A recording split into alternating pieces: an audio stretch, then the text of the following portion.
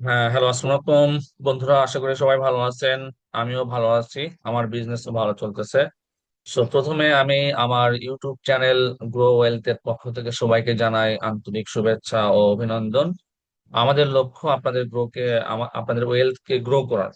So সেই লক্ষ্যেই কাজ করতেছি, দেখা যাক কতটুকু আপনাদেরকে হেল্প করতে পারি।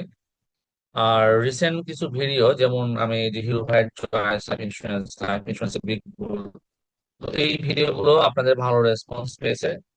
এখানে অনেকগুলো ভিডিও আছে। তো এই ভিডিওগুলো আপনাদের ভালো রেসপন্স পেয়েছে, সেজন্য আপনাদেরকে ধন্যবাদ। আর আজকে আমি যে বিষয়গুলো নিয়ে ডিসকাস করব, আমি অনেক সময় দিয়ে আজকে আমি জেনারেল ইন্স্যুরেন্স সেক্টরে আহ, যে সবগুলো এখনো বাড়েনি, মানে এখনো বাড়ার সুযোগ আছে, আমি একটা লিস্ট, তো সেই লিস্ট থেকে হচ্ছে যে আমি চার পাঁচটা স্টকের কথা বলবো, বাকিগুলো আপনারা দেখে নিতে পারেন।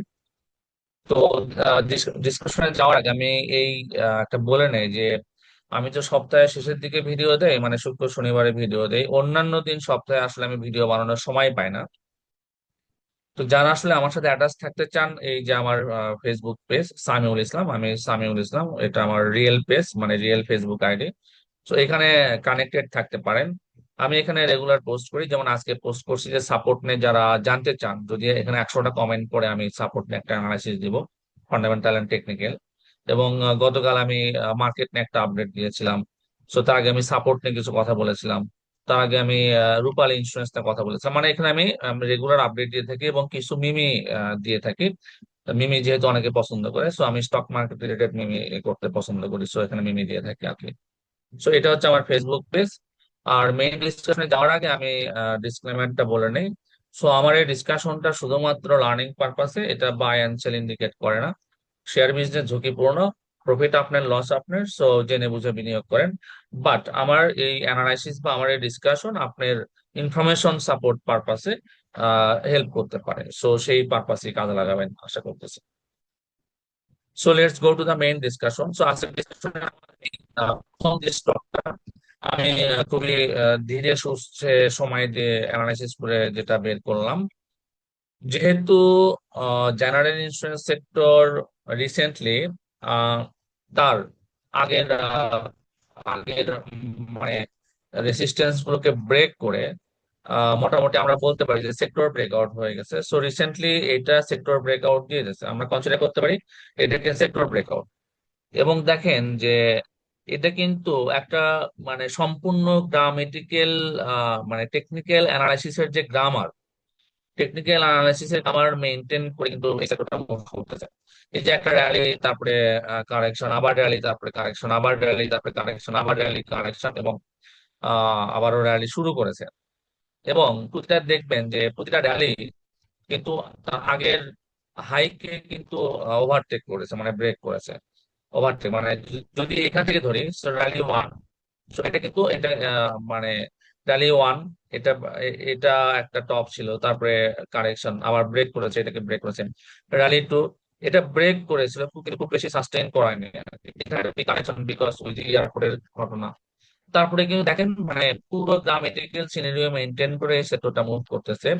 এবং অনেকেই বলতেছে যে এইবার এই 2026 সালে এই জেনারেল ইন্স্যুরেন্স সেক্টর 2021-এর যে একটা স্পার্ক ছিল, সেই স্পার্ককেও অতিক্রম করবে। কারণ 2021-এর স্পার্ক ছিল নির্দিষ্ট কিছু শেয়ার কেন্দ্রিক, এবং তখন ছিল একটা একটা করে মুভ মুভ অর্থাৎ একটা মোটামুটি 100-150% ইনক্রিজ করে তারপরে আরেকটা আরেকটা চলে আসছে। কিন্তু এবার কিন্তু মানে বাই রোটেশন প্রায় সবগুলোই মুভ করতেছে। দু একটা খুবই আউটলায়ার, তারা অনেক বেশি বেড়ে গেছে, কিন্তু অন্যগুলোও কিন্তু সাথে মুভ করতেছে, মানে পুরো সেক্টর একসাথে মুভ করতেছে। আশা করা হচ্ছে, এবং অনেক অ্যানালিস্ট বলতেছে, এবং সেখানে আমারও একটা বিলিফ অলরেডি চলে আসছে যে হ্যাঁ, এইবার এই সেক্টর 2021-এর যে হাই, যে হায়ার হাই ছিল, সেই 2021-এর হায়ার হাইকে ব্রেক করবে। সো এটা হচ্ছে একটা প্রেডিকশন। তো সেই অনুসারে আমি জেনারেল ইন্স্যুরেন্স সেক্টরে কনসেন্ট্রেট করতেছি। এবং যেহেতু অলরেডি কিছু ইন্স্যুরেন্স তার আগেকার রেকর্ড ভঙ্গ করেছে, 50%, 70%, 100% বেড়েছে, মানে যে ইন্স্যুরেন্স গুলো এখনো বাড়েনি এবং উইদিন বাইং রেঞ্জের মধ্যে আছে। আবারও বলছি, যে ইন্স্যুরেন্স গুলো এখনো ততটা বাড়েনি এবং এখনো উইদিন উইদিন বাইং রেঞ্জের মধ্যে আছে, আমি সেগুলো নিয়েই শুধু কথা বলতেছি। এবং সেইখান থেকে দু একটা পিক করে অ্যানালাইসিস দিচ্ছি যাতে অন্যরা উপকৃত হতে পারে। দেখেন এই গ্রিন ডেল্টা ইন্স্যুরেন্সটা, এটা ইন্স্যুরেন্স সেক্টরের খুব একটা ভালো ফান্ডামেন্টাল শেয়ার। এবং rally one, rally two, rally three, rally four, মানে এক একটা র্যালি তার আগের র্যালির টপকে কিন্তু ব্রেক করেছে, যেটা টেকনিক্যাল অ্যানালাইসিসের সবচাইতে ইম্পর্টেন্ট থিং। যে যদি একটা শেয়ার তার আগেকার হাইকে ব্রেক করতে না পারে, না পেরে ফিরে আসে, তাহলে সেই শেয়ারে এন্ট্রি নেওয়াটা risky for the time being. আমি আবারও বলতেছি যে এখানে দেখেন একটা টপ ছিল, পরে কিন্তু সেই টপটা টাচ করেছিল, এটাকে ডাবল টপ, এটা এটা কিন্তু টাচ করেছিল, টাচ করে কিন্তু ফিরে এসেছে। অর্থাৎ এইখানে এটা স্টিল তখনও বাইং সিগন্যাল দেয়নি, যদিও এখানে একটা র্যালি ছিল। আবার দেখেন পরে একটা র্যালি দিয়েছে, দিয়ে তার আগেকার যে ডাবল টপ ছিল সেই ডাবল টপকে ব্রেক করেছে, ব্রেক করে কিন্তু আবার কারেকশনে চলে এসেছে।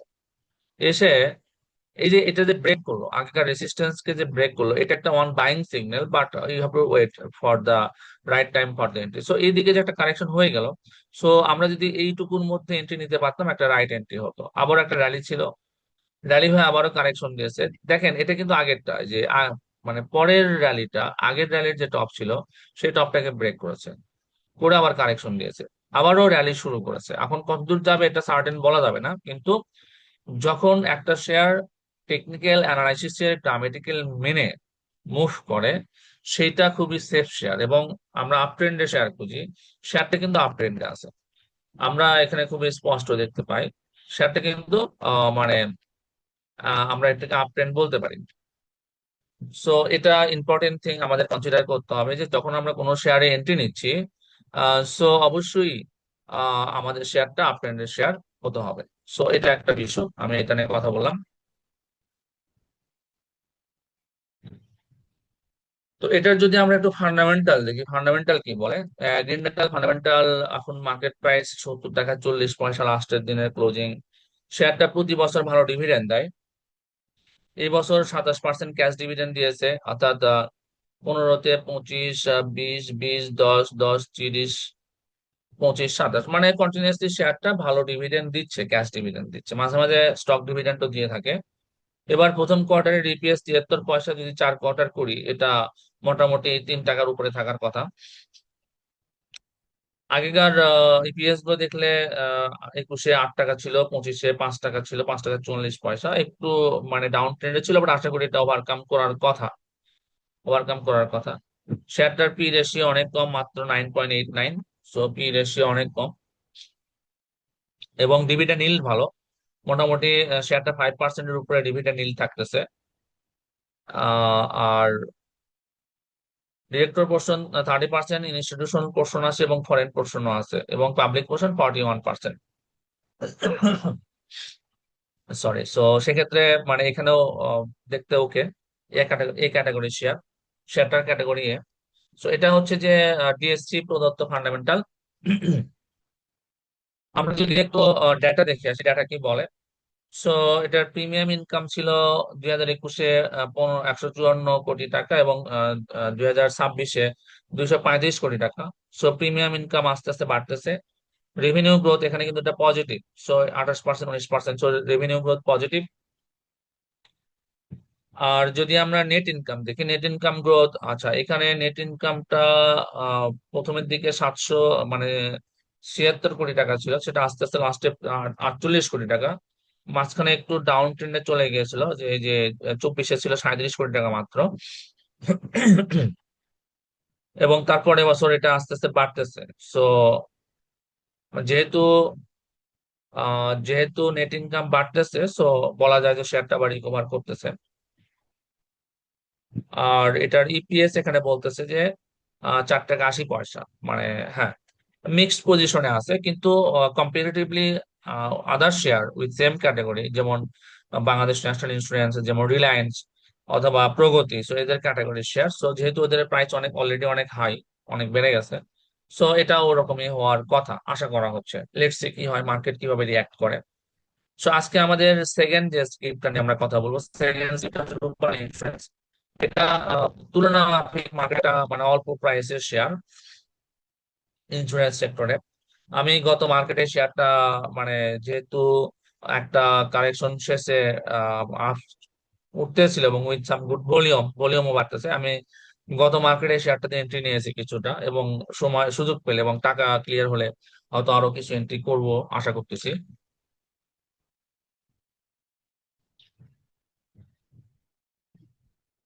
তো চার্ট যেটা বলতেছে যে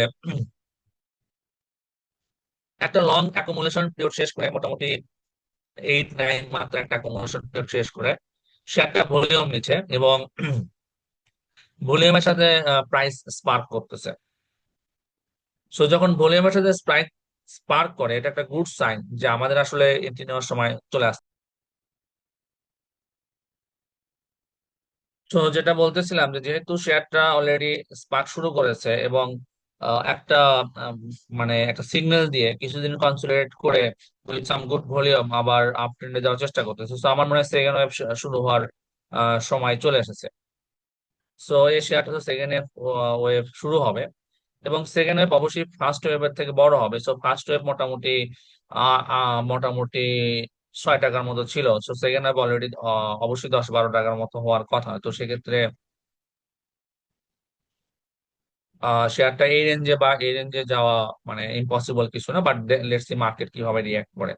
সো এটা চার্ট চার্ট থেকে বলতেছিলাম। সো এবার যদি আমরা এটার ফান্ডামেন্টালটা দেখি, ফান্ডামেন্টালটা শেয়ারটা প্রতি বছর ডিভিডেন্ড দেয় মোটামুটি 10% করে ডিভিডেন্ড দিয়ে আসতেছে। আর এটার লাস্ট কোয়ার্টারে 2026-এর লাস্ট কোয়ার্টারের ইপিএস ছিল 33 পয়সা, যেটা যদি আমরা 4 কোয়ার্টার করি মোটামুটি 100 মানে 1 টাকা 40 পয়সা বা 1 টাকা 50 পয়সার দিকে চলে আসে। আগের ইপিএস ছিল 99 পয়সা, সো আগের থেকে ইপিএস বাড়ার সম্ভাবনা একটা দেখা দিয়েছে, এবং তার আগে তো ইপিএস আরো খারাপ ছিল। সো ইপিএস গ্রো করতেছে, তার মানে কোম্পানিটা রিকভার করতেছে বা স্ট্রেংথ বাড়তেছে। ডিভিডেন্ড ইল্ডও ভালো, মোটামুটি 4% ছিল লাস্ট ইয়ারে, এবং এবার হয়তো আরেকটু কমতে পারে বিকজ প্রাইস বেড়েছে। আর ডিরেক্টর পোর্শন বেশি, ইনস্টিটিউশন পোর্শনও আছে, এবং পাবলিক অফারিং পোর্শন মাত্র 36%, একটা লো পেইড আপ শেয়ার। সো যদি শেয়ারটাতে একটু ভলিউম নেয়, তো সে শেয়ারটা হয়তো আপ ট্রেন্ডে আপ ট্রেন্ড কন্টিনিউ করার সম্ভাবনা আছে। সো যদি আমরা ডেটা দেখি, সো ডেটা কি বলে, ডেটা হচ্ছে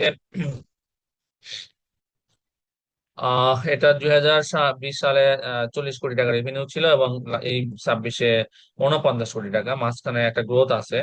এবং টোটাল রেভিনিউ এখানে কিন্তু শুধুমাত্র ইনউইটি ইনকাম না, সাথে অন্যান্য ইনকামও আছে।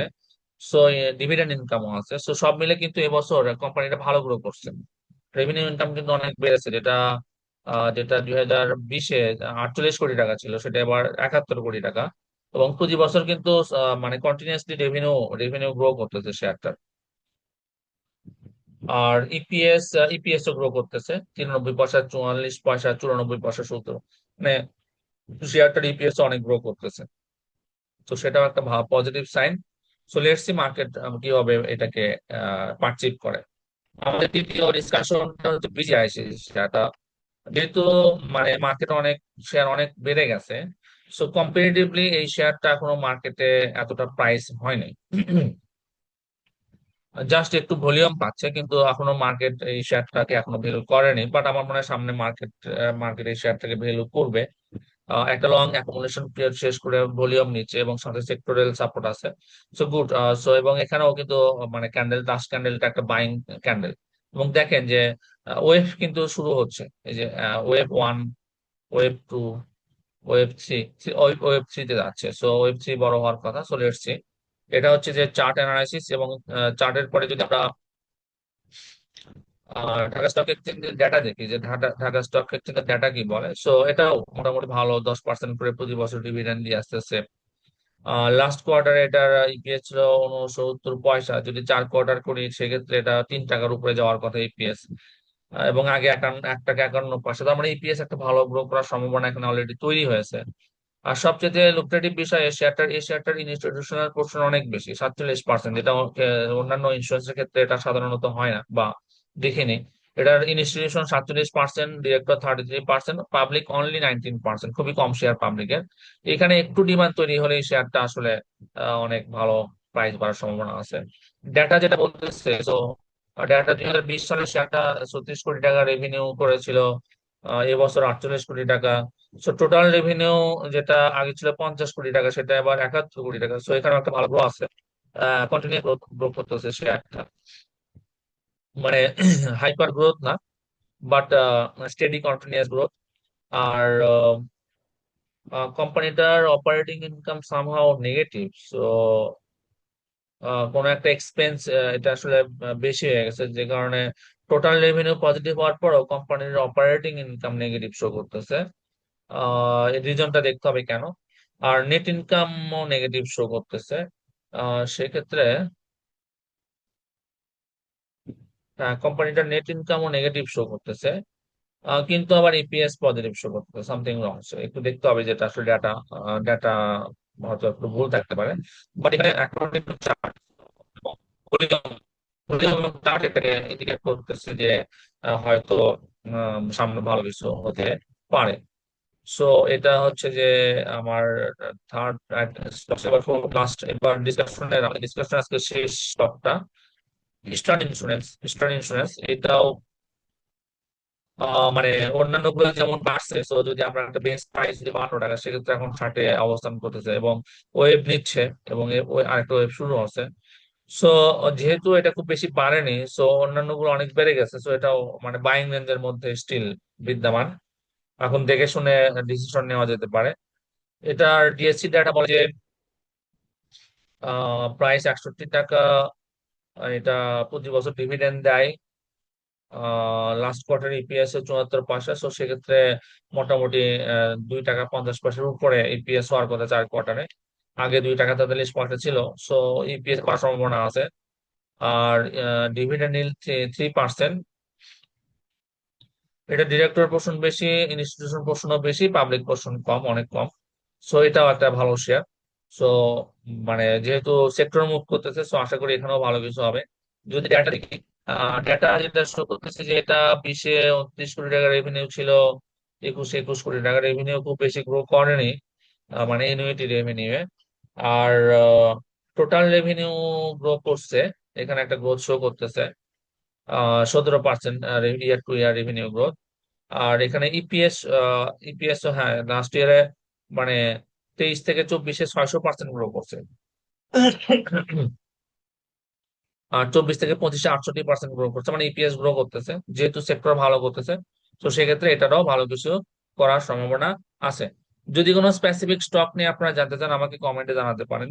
যদি কোনো স্টকের ফান্ডামেন্টাল এবং টেকনিক্যাল দুইটাই জানতে চান, সেটাও আমাকে কমেন্টে জানান। আর আমার ইমপ্রুভমেন্টের যে সুযোগ আছে সেগুলো আমাকে কমেন্টে জানান। সো আজকে এই পর্যন্তই। আমার চ্যানেল, এই চ্যানেলের পক্ষ থেকে শুভেচ্ছা, এবং সাথেই থাকবেন। আশা করি আমরা একসাথে গ্রো করবো ইনশাল্লাহ। ধন্যবাদ সবাইকে। সো সবাইকে আজকের মতো ধন্যবাদ। কথা হবে অন্য কোনো ভিডিওতে।